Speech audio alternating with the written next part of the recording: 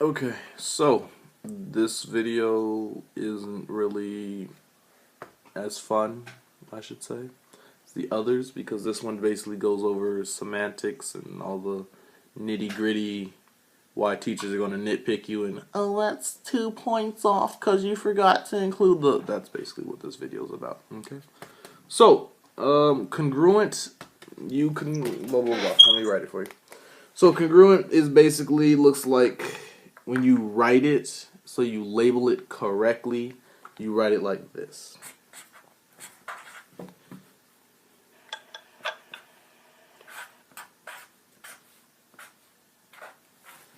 So basically, you have AB is congruent to CD. Now if you read it, I don't care. If you read it like this, that is incorrect because it's not AB is congruent to CD. Because then your teacher, if she's a, I'm censoring myself. Look at me. She'll say something like, "What are you talking about? Minus a point." Right. But this is basically saying line AB because there's a line on top is congruent to line CD. Okay. Let me specify another example. If you have a measure of a something, you put M and then that little thingy or other, whatever the hell that is, measure of, and that basically says measure of angle blank.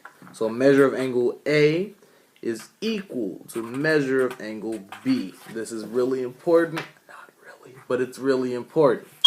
So we have measure M and that angle symbol A is equal to measure angle B.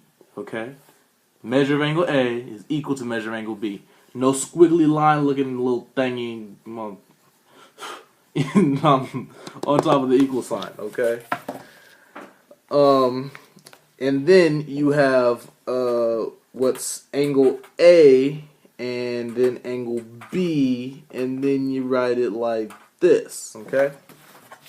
So you know how we had line AB is congruent to line C. Now, I'm not the one in geometry. I'm just teaching you how to do it.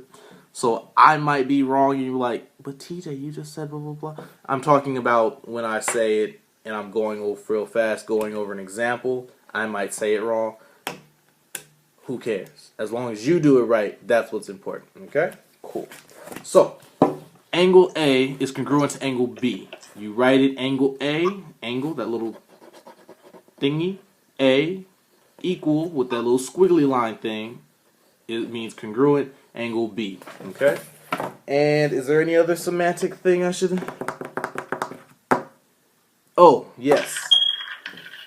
This part is very important. Not really, but it's very important. If you have the measure of, or if you have, let's say we have measure of A, and then you have angle A. The difference between these two is what you can write after it. So, measure of angle A,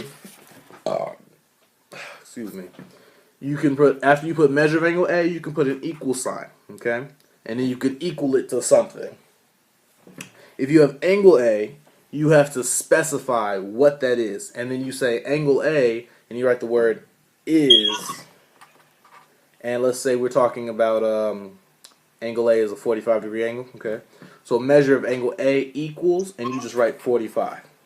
But if we're talking about angle A is, you have to write 45 and that little circle thing because we have to talk about degrees. So this and this are not the same. They are one and of the same, meaning they're equal or they're congruent, but measure of angle A equaling 45 is saying something entirely different than angle A is 45 degrees.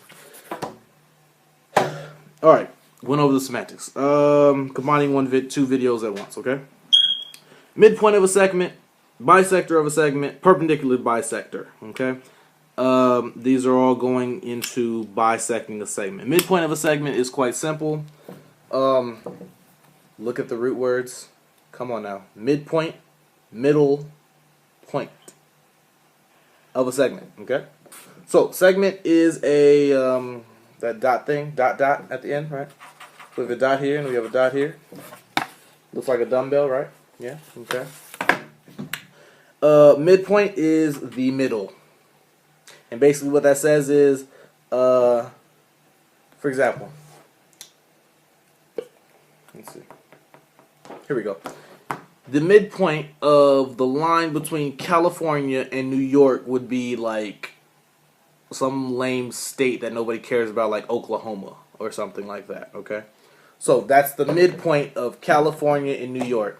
And if you're from Oklahoma and I've offended you, write me a complaint email. I'm sorry. Not really. Okay.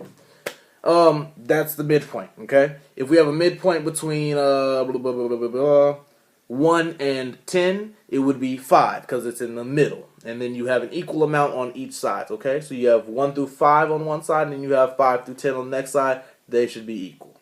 Or not should be. They will be equal, okay? So if you have one pinky to the next pinky, this is the midpoint, okay? Perfect. Because it's equal on both sides. Bisector of a segment.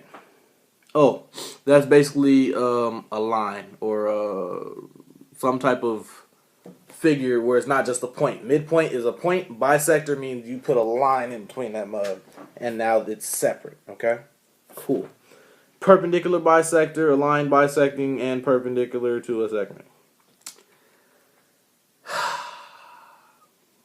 Does it get more clear than that? Perpendicular bisector is a line bisecting a perpendicular.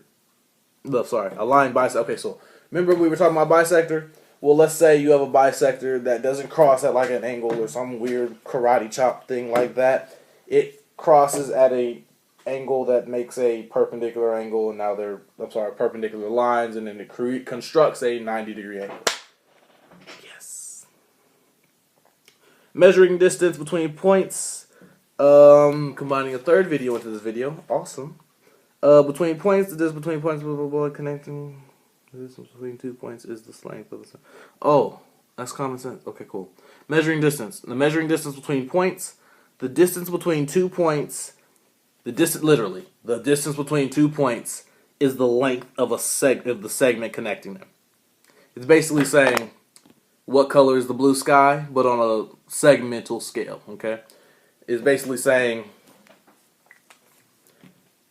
the space. I'm sorry. Let's see. The distance between Los Angeles and New York is the space between Los Angeles and New York. Come on now. From a point to a line. The distance from a point to a line is the shortest distance from a point to... Okay, cool. I had a coach that always said this. The straightest... What is it? The quickest route between you and your goal is a straight line. Okay? So basically... You don't want to like zigzag and go around obstacles and stuff. Like you just go straight through it like a hurdle. Okay, so from here to your goals is a straight line. Okay, I just brought that a life situation, but from a point to a line, a straight line gets you to the point.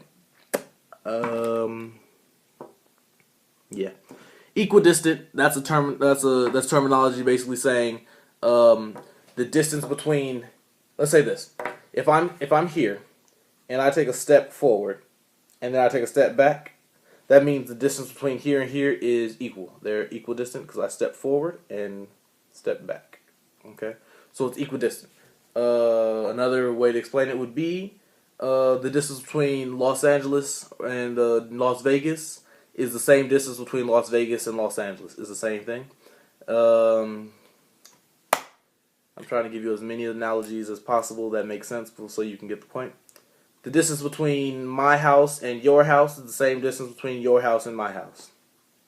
If you find where I live, don't visit me. I'm just fucking. Alright, and between two parallel lines, the distance between two parallel lines is the shortest distance between any of the... Oh, okay. That's basically saying, because these lines are parallel... Okay. Let's say my arms are parallel, right? Because they're going the same direction forever and ever, right? The distance between my arms will always be about, like, you know, this far apart. Or my hands. Oh, there we go. So my arms are parallel. The distance between my arms will always be the distance like right here. That will always be all throughout because the lines are parallel. They're not moving. They're not blah blah blah blah. They're not fish. They're not swerving back and forth like swerve. Nope, they're not doing that. It's straight line, parallel from here to here. The distance will always be this space right here. Wow. I am the SH exclamation point T. See what I did there? I am that because I put 3 videos in one 10-minute video. Boom.